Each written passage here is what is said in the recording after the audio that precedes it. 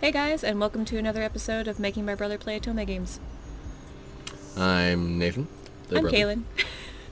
And let's see, last episode, do you want to tell them what happened? We made horrible choices. Yes. Yep.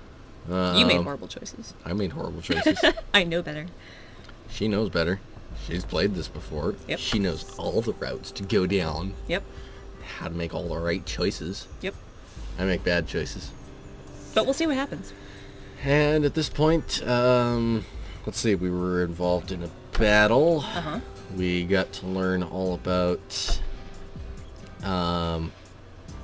two guys in dark clothes that I can't remember belonged to some other group. Oh yes, the guys belonging to the Satsuma. Satsuma. Shikage Kazuma and Kyuju Amagiri. I'm just gonna... You're just gonna let me see those gonna names? trust that you know exactly what those names are. Because... Anyway, we met the guys again who were involved in the Ikeda incident. And the one guy injured Okita, and the one guy injured Heisuke. So we kind of knew about them already, but we actually got to meet them and actually figure out their names. I'm just gonna pretty much call him Grey Glove Guy. Grey Glove Guy and Creepy Eye Guy. All right, that sounds good to me. And we also met this guy on screen right now on the right, Ito, who is the new deputy commander of the Shinsengumi, and I called him Gay Eyes during my entire playthrough. So I might still slip up and call him that occasionally. Yep. Just so you know. And apparently he really wants to go to the training room because the air is heavy with the sweat of men straining to better themselves. Truly a delight. Truly a delight. Doesn't sound weird at all. All right. Well, all right. Here we go. After that ridiculousness, carrying on. The sweat of men. Yes, I suppose you do have a point. The training room has grown rather musty. ... Ito could be a very peculiar person. The two men left the room, chatting together as if nothing was wrong, and all eyes turned towards Sanan. Sanan, don't listen to that asshole, okay? Oh yes, Ito also insulted Sanan by implying that he was basically useless because his arm didn't allow him to wield the sword anymore. Then it sounds like he needs to take up crossbow. Maybe so. And I believe that was the sound that was the sound of him leaving the room. Door opening. And then closing. Sanan said nothing. He stood up silently and left the room. Man, I feel bad for him. Even the men are avoiding him these days. Well, he did change quite a bit after his injury. What? It was the first I'd heard of such a thing, but then again, I didn't normally see anyone but the captains. I had no idea. Well, he's kind of been a jerk lately. I imagine that's why. That would tend to make people not like you. It wasn't hard for me to see why they would feel that way. Sana had gotten even worse in the last several weeks. He's getting depressed. He wasn't always like that, you know? Back in the day, he was always acting like he was looking out for everybody. Yeah, he was real nice. At least on the surface. Nothing left of that now. ... Do you really mean that? The way they spoke, it sounded as if any kindness Sana had shown was always a facade. What the hell's Kondo seen that Ito guy any? Anyway, yeah, it could be implied. Okita and Hijikata had largely ignored Nagakura and Harada, but their faces were dark and stormy. It wasn't difficult to guess why. No one likes Ito. How the hell would I know? Probably just pulled the wool over Kondo's eyes with some well-spoken bullshit.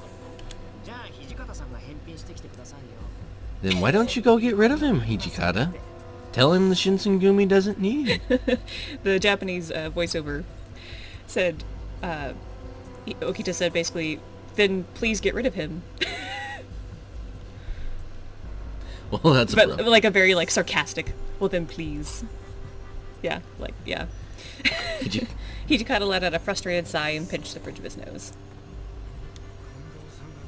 No way Kondo will go for that. He adores Ito. Besides, When he joined, he brought a bunch of men with him. You think they won't make a stink if we kick him out? Hijikata was right. He didn't like it any more than Okita did, but they were in a tight spot. Well, damn. Aren't you supposed to be the demon? The commander from hell? You're supposed to make the impossible happen. Fine, Tsuji. How about we make you commander? Then you can kick Ito and his guys out, right? Tsuji. Hell no. That's way too much trouble. He gave a grin as he laughed, but when he finished he sighed and his face fell. It looked like everyone was unhappy with Ito, but none of them knew quite what to do about him. Do you dislike Ito too, Saito?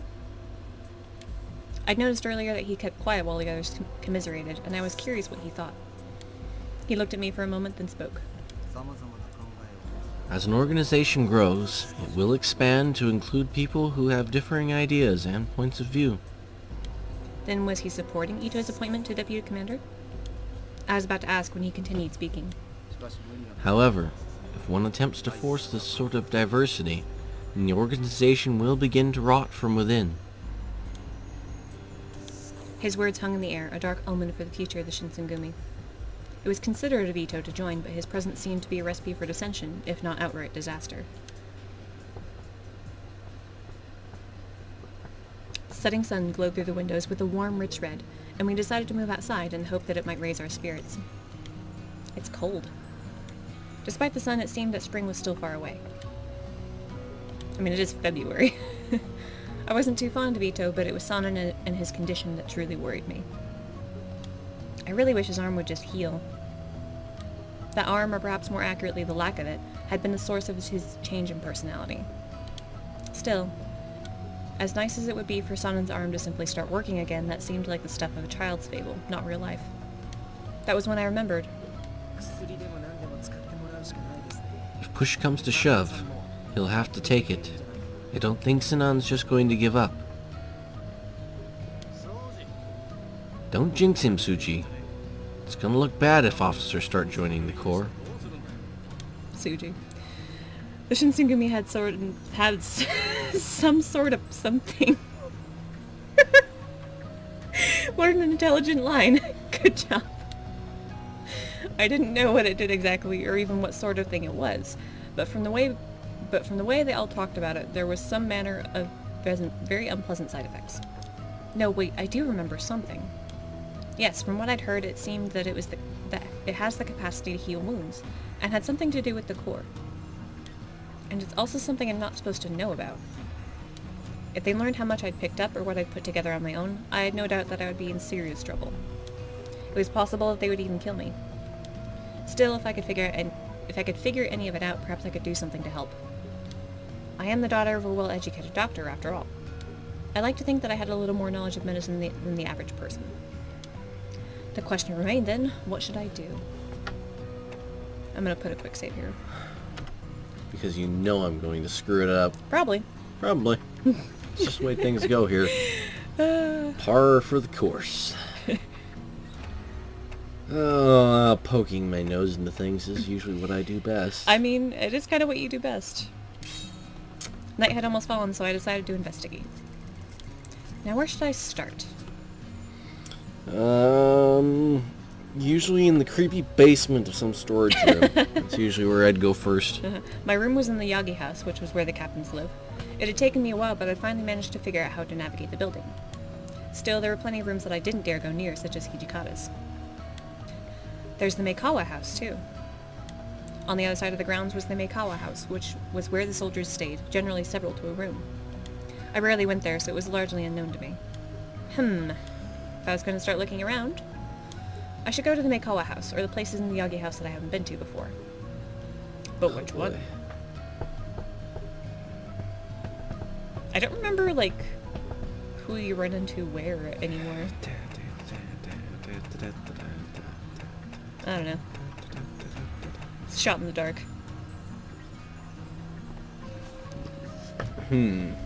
So, let's see. Pros and cons of this is that the Yagi house is going to be the safer place to investigate because most of the people there, like, Yeah. know you. Whereas the people in the Meikawa house, like the general rank and file soldiers, Yep. yeah, they don't like you so much. But also, you might find more stuff there because it's kind of the place you don't know. Yeah. I don't know. can see that. I don't remember what happens either way. You To be don't? perfectly honest, no, I don't. I don't usually make the choice to investigate. Really? Yeah. No. Don't usually make that choice, huh? Nope. Well, shoot. We got better chance of finding something over at Mikawa House. And that kind of seems to be where everybody else is that's not the normal characters. But maybe Sanan's hanging out over there. Maybe. I don't know. We'll find out. Alright. Poking our nose where we don't belong. Oh boy. Once I was quite sure everyone in the Yagi house was asleep, I made my move. My heart leapt into my throat at even the smallest noise, but either luck or skill was on my side, and I made it from my room to the entrance undetected. So far, so good. After all, what normal person would be up and about at such a late hour? Now what next? Good evening, Naomi. What are you up to? I hope you aren't trying to escape. Konbanwa to you too. Oh boy. No, I'm not. Escape hadn't even crossed my mind. Oh, he wasn't likely to approve of my intentions. Leaving the compound certainly wasn't among them. Really? Alright, fine. I mean, what would you do out there by yourself anyway? You're right. It was a depressing thought, but he was right. Even if I did somehow manage to escape the Shinsengumi, I would lose my best chance at finding my father. Well, whatever you're doing, you should knock it off. Kids shouldn't be playing around in the middle of the night. Playing? Playing? My shaky attempt at a protest drew only a laugh from Okita.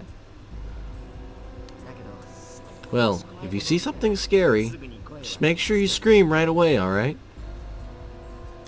Huh? He sounded rather serious for a moment.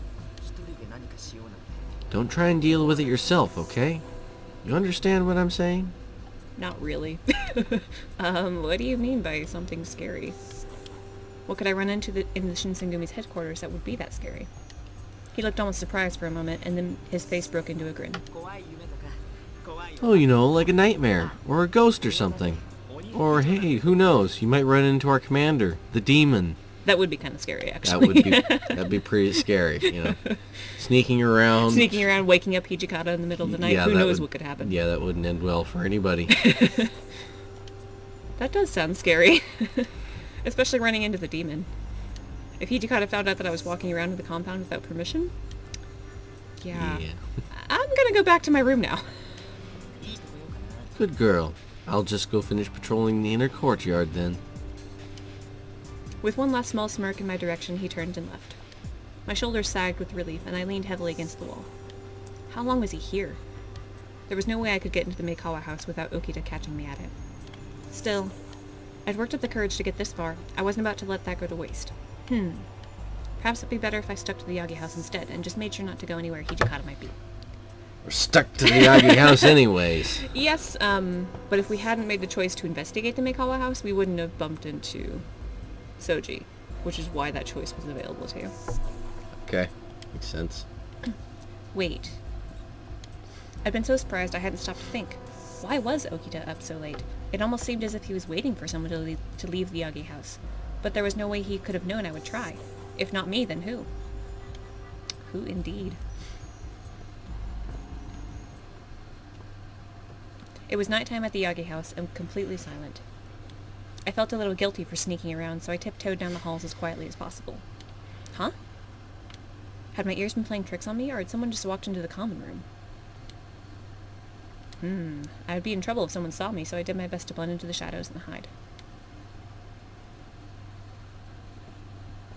After a few moments of heart-pounding seclusion, my curiosity got the best of me. I departed my hiding place and crept toward the common room. Inside was Sonnen. Something felt wrong. I was at a loss. Should I speak to him, or... Before I could make up my mind, he turned. Hi. I never thought that it would be you who would catch me. How unexpected. Huh? I had no idea what he meant, but his expression caught me off guard. He had a peaceful smile, something I hadn't seen on his face for I don't know how long. It was a bit too peaceful, as if all his worries were suddenly left him. Sorry. Sonnen? The moonlight glinted momentarily off of something in his hand. You're wondering what this is, I imagine. Yeah? He held it up as he spoke. It was a tiny glass bottle filled with a crimson liquid that looked to me like poison. This is a secret treatment developed by your father, Kodo, under orders from the shogunate. What? The shogunate ordered my father to do something?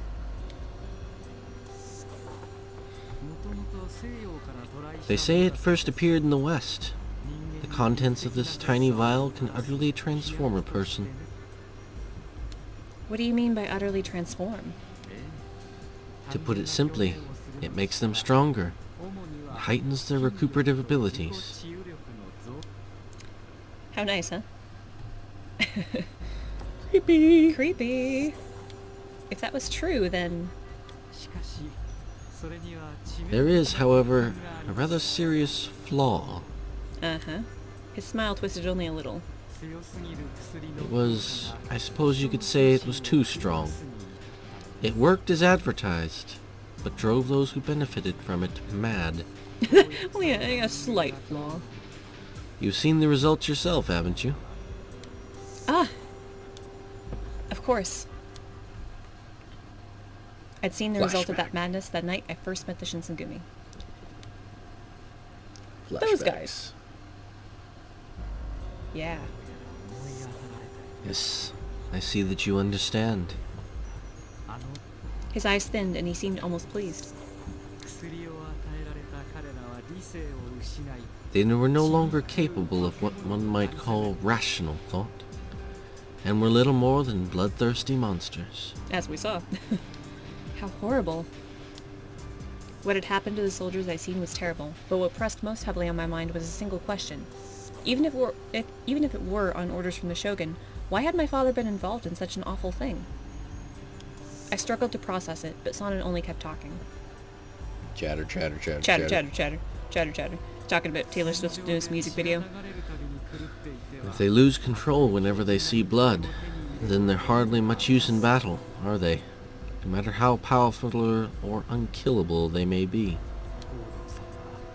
Kodo conducted experiments on the core during the development of his treatment. No.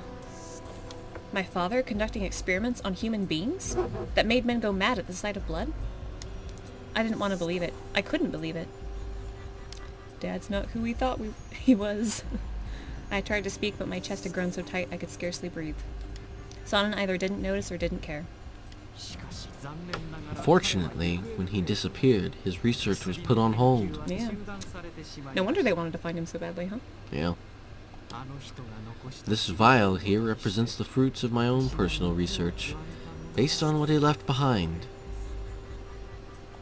He gave me a small smile and shook the bottle gently. The liquid inside sloshed from side to side almost lazily. I've diluted it as much as possible. It's just like watered down Kool-Aid. Yeah. But done drank Kool-Aid. I had so many questions to ask him, but I didn't even know where I might start, so I simply spoke to the first that came to mind. If you drink that, will you be okay? Probably not. Probably not. It won't make you go crazy? It probably will. Probably will. His brows knit for a moment. To be quite honest, I'm not entirely sure.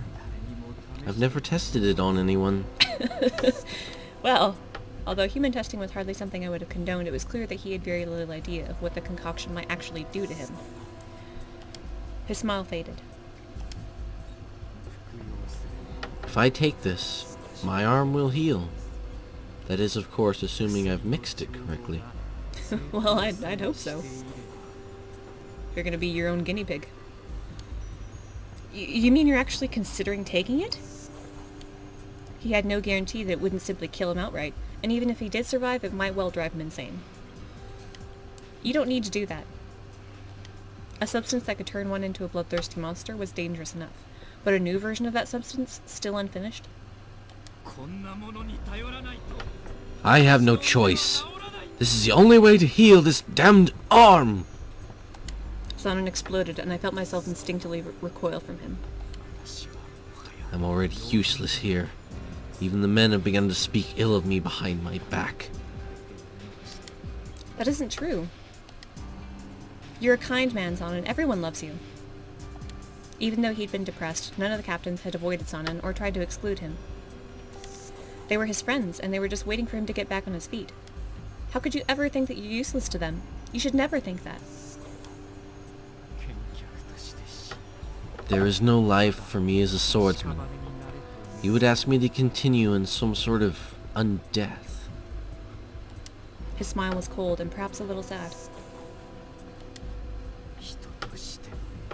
Let me die as a person as well. No! Strained with emotion, my voice broke as I cried out. Sonnen looked at me and sighed. What special concern is it of yours? Leave me be. Still, I felt his tone soften despite his words, and he gave me a smile that could have been plucked from the days before his wound, when I'd first met him. If I succeed, my arm will be repaired. The odds against success aren't as terrible as you think. He was doing his best to tell me not to worry, but if he had made a mistake mixing the compounds, or his research was flawed somehow, there was no way to know what might happen to him. I couldn't sit by and allow him to do this. So, we're gonna put a save here again. Remember the warning that you got? That might be the time to use them. Or you could try and persuade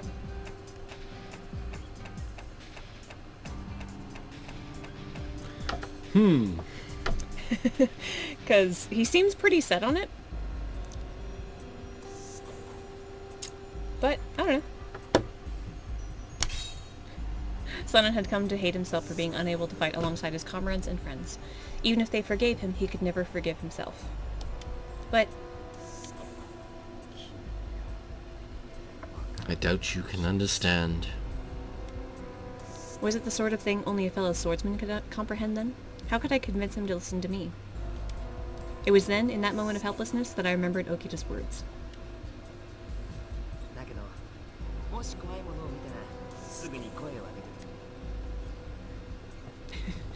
Okita? Of course. I could never know what Sonnen felt, but another man devoted to the sword might. I'd seen Okita near the entrance earlier, perhaps he was still nearby. Okita! With lots of A's. But even as I cried out, it's too late. Sonnen drew his head back and drained the vial in a single draught. No! With the soft clink of glass, it rolled from Sonnen's palm to the floor of the common room. I didn't know if the single heartbeat I heard was mine or his. There was a moment of silence. Then, without warning, Sonnen screamed in agony and collapsed to the floor, his hands clawing mindlessly at his face.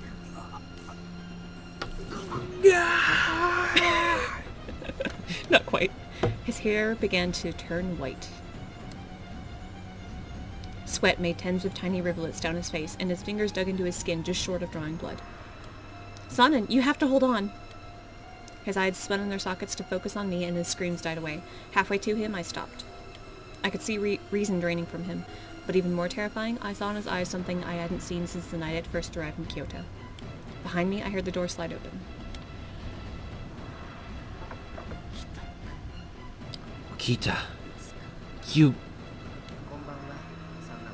Good evening, Sonnen. He's on the floor, like, screaming and writhing, and he's like, hey, good evening. His eyes flicked from Sonnen to the bottle on the floor, and then almost as an afterthought to me. Thanks for the heads up, Naomi.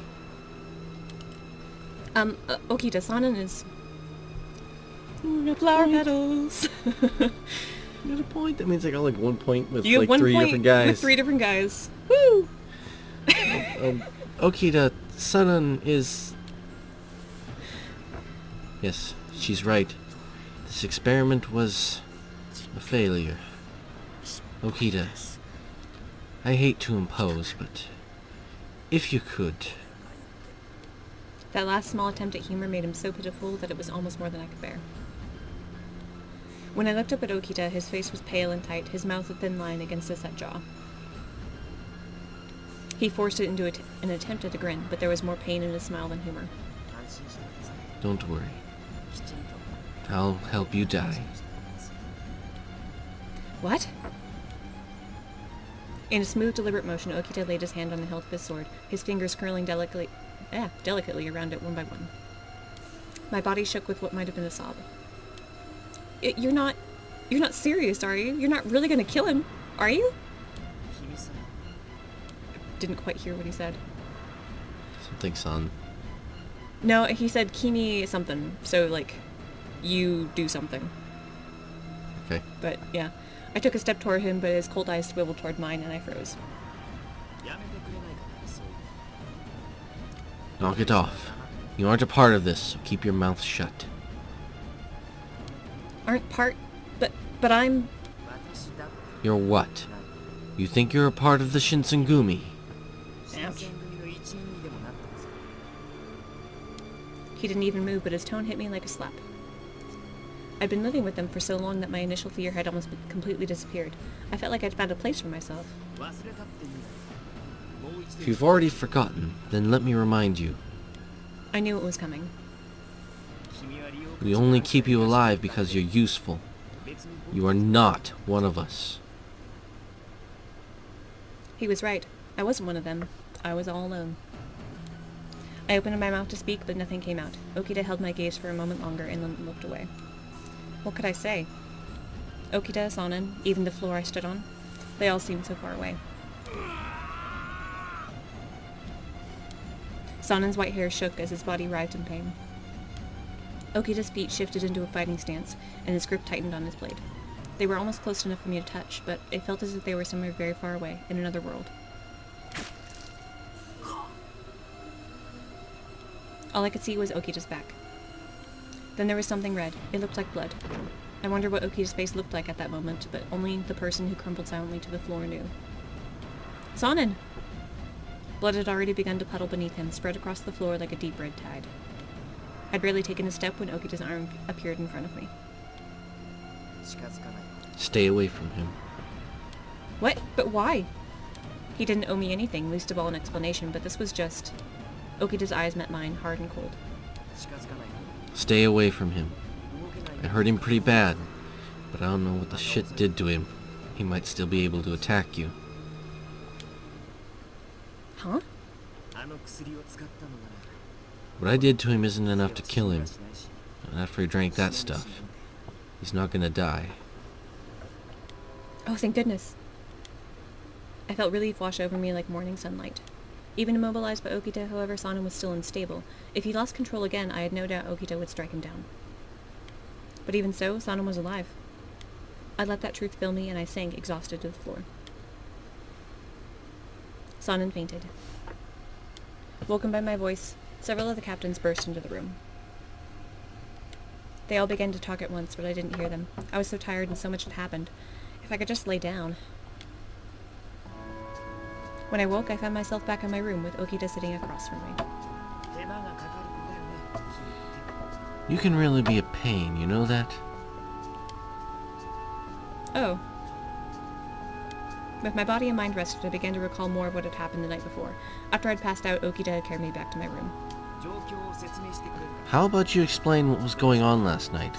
Why were you in there with Sanan? Actually, I just kind of like ran into him by accident. Okita had never been particularly pleasant to me, but his tone was even harsher than I had grown accustomed to. I felt like there was someone in the common room. For a moment I contemplated trying to lie to him, but dismissed that almost immediately. He'd see right through me. I was curious, so I had a look. I found Sanan in there. Okita narrowed his eyes but said nothing. Although my mind had cleared somewhat, it was still difficult to keep my thoughts organized. One, however, rose quickly to the surface. Is it true that my father had something to do with that stuff that Sanan drank? Did Sanan tell you that? His voice was even colder.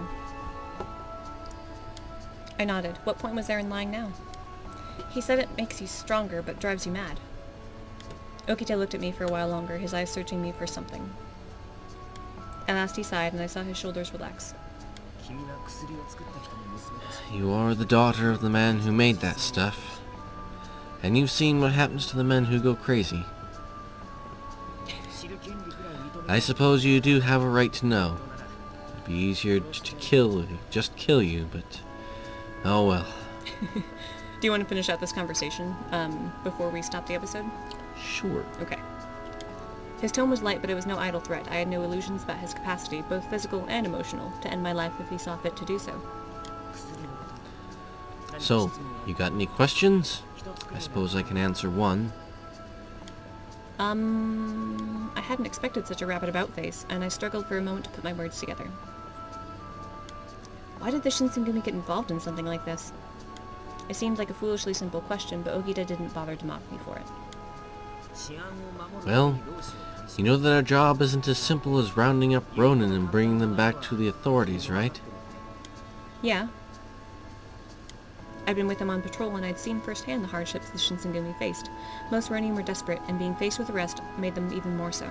Often an arrest turned into an all-out fight. When we started out, we were really short on men. He added not anymore with a laugh. After Ikeda, the Shinsengumi's recruitment rates had shot up. Anyway, we didn't have many people asking to join. And those that did were pretty disappointing. That was when some guy from the shogunate showed up and offered to make us part of his experiment. They could hardly have said no to the shogun even if they'd wanted to. Still, such an arrangement would have seemed beneficial to both parties. The shogunate got their treatment, and the Shinsengumi had a solution to the low number and quality of their troops. Then you knew what the side effects were, and you still made them take it? He smiled. We didn't make them take it. It was their choice.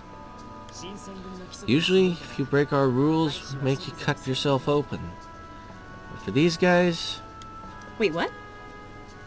I heard that the Shinsengumi took their code very seriously, but this... ritual suicide seemed a little extreme.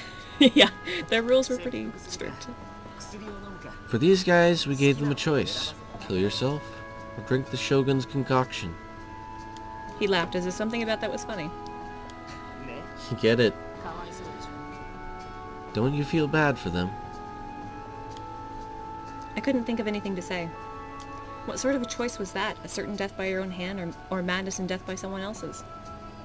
The men that I encountered that winter night, had their last thoughts as men been hopes that they might survive the madness? It sounded horrible. Something that makes you strong and hard to kill should be really great, right? Sure, so long as you don't mind the side effects. The smile never left his face, but I could see a spark of anger in his eyes. Although he'd never say as much, he was worried for Sonnen. I was worried too. Was Sonnen okay? Would he change? My stomach was twisting itself into knots. Bum bum bum. And So I guess we'll end this episode here. We're going to call that quits. Yep. Sonnen's a monster. Sonnen's a monster. Well, maybe. We'll find out. Well, guys, we'll see you next episode, and we'll find out together. What happened to Sonnen? The world may never know. All right. Bye. Bye.